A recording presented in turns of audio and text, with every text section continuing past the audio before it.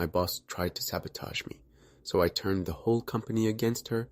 Let me start by saying this. I used to genuinely love my job. I know that sounds crazy nowadays, especially with how often people complain about their toxic work environments, but I actually looked forward to going in every morning. I was part of a tight-knit marketing team at a mid-sized company that sold premium kitchen appliances. You know, sleek stainless steel stuff that influencers love to unbox in their spotless fake kitchens. I was good at my job. Great, even. In the 2 years since I started, I'd worked my way up from a junior copywriter to team lead. I wasn't a manager yet, but I had my hands in all the big projects. I worked directly with the creative director, had a seat in client meetings, and basically ran the seasonal ad campaigns. The job was challenging but rewarding. My coworkers were awesome. My boss, Jill, was the kind of person who pushed you to do better without being a jerk about it. Then Jill left. She got poached by a bigger firm. No hard feelings. We even threw her a party. Everyone knew whoever replaced her had big shoes to fill. And then Melissa walked in. Melissa had all the right credentials on paper. Ivy League MBA, 10 years of experience in brand strategy, a long list of references who all used the word visionary. She wore these power blazers like she stepped out of a corporate thriller. But within 5 minutes of her first team meeting, I knew we were in trouble. She smiled too much. But it wasn't a warm, friendly smile. It was the kind of smile people use when they're mentally rearranging the chessboard in their head. Calculated, cold, almost predatory. Still, I gave her a chance. We all did. We showed her the ropes, brought her up to speed on our biggest campaigns, even invited her to happy hour. She declined, of course, said she preferred to maintain professional boundaries. Whatever, fine. But then the game started. Emails started disappearing from project threads. Melissa would ask in meetings, "Did you send that over? I must have missed it." At first, I thought I was being paranoid. Maybe I had forgotten to hit send. But no, I checked and rechecked. The emails were sent, always to her, always time-stamped, always ignored. Then she started micromanaging everything. I'm talking redlining every sentence, in a product description, like she was editing a doctoral thesis. Projects that used to take 2 days suddenly took 2 weeks. We weren't working faster. We were just stuck in endless loops of feedback and alignment meetings. And the worst part? She never gave actual feedback. Just vague comments like, "This doesn't feel elevated enough," or, "Can we make this more aspirational?" Whatever that means. Still, I kept my head down, tried to adapt, even scheduled a one-on-one meeting to talk things through. Big mistake. In that meeting, she smiled.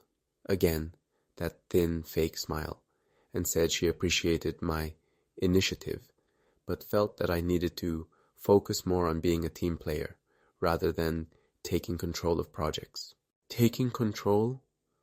I was literally doing what I had always done, the same responsibilities I had under Jill.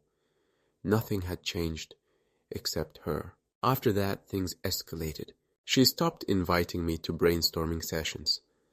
My name disappeared from project credits. She started looping in junior team members above me on decisions, claiming she wanted to encourage fresh voices.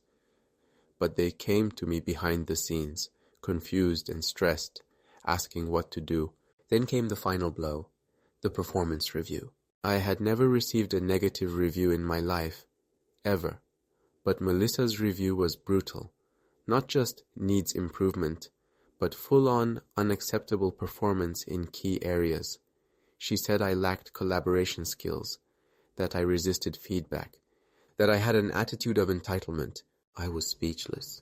When I brought up the campaign I led, the one that exceeded quarterly goals by 30%, she shrugged and said that success was a team effort, not an individual achievement. I went straight to HR. I laid everything out, the emails, the exclusion, the lies, and you know what they said? Melissa is still settling in. Maybe try adapting your communication style to better complement hers. That's when it hit me. I was on my own. HR wasn't going to save me, no one was. But I wasn't going down without a fight. Because here's the thing about Melissa. For all her degrees and buzzwords, she didn't actually understand the work we did. She couldn't design a campaign. She didn't know the tools. She relied entirely on others to execute her vision. And she had just pissed off the one person who held the glue of that department together. Me. So if she wanted a war, she just got one. So, there I was. Corporate enemy number one in Melissa's eyes, with zero support from HR and the clock ticking on my career. But what she didn't know was that I had already started planning her downfall. And trust me, this wasn't just petty revenge. I was about to expose her for everything she was. I started digging. Quietly, methodically. I wasn't about to do anything rash or emotional. I needed facts. Something HR and upper management couldn't ignore. I began with her past work. I looked up the companies she used to work for. And that's where the cracks began to show. One marketing agency she listed on her resume didn't even exist anymore. Another had gone through a massive internal scandal, with vague references to ethical violations in the leadership team. The details were scrubbed, but I filed that nugget away. Meanwhile, I started documenting everything. Every email she ignored, every time she left me off a project. I even recorded meetings, legally, since our state allows one-party consent. I kept a journal of her behavior, her manipulation tactics, her inconsistencies. And when I tell you the file was thick by the end, I'm not exaggerating. Then came the internal audit. Our company did these quarterly, and it was just my luck that one was scheduled right around the time Melissa was running a new product launch, without my help. I knew that campaign was going to be a disaster because she didn't understand the audience at all. And sure enough, launch day came, and it flopped. Badly. Clients were angry, the social media engagement was embarrassingly low, and the influencers she picked, not even remotely aligned with our brand. Now here's the fun part. During a department meeting the following week, Melissa tried to throw the junior team under the bus for the failure. Said they didn't execute her vision correctly. She even tried to blame me for not stepping up, despite having sidelined me for the entire campaign. But this time I was ready. I stood up in that meeting, in front of the entire department, and said, "Actually, I have detailed documentation of every time I offered support, and was explicitly excluded. I also have copies of every campaign suggestion I submitted, which were ignored. Would you like me to share them with the room?" Silence, pure, deafening silence.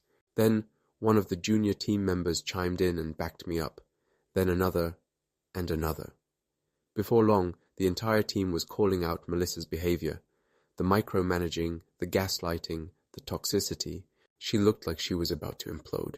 HR was finally forced to step in. I submitted my full report. All my evidence, all my recordings, every single thing I had tracked.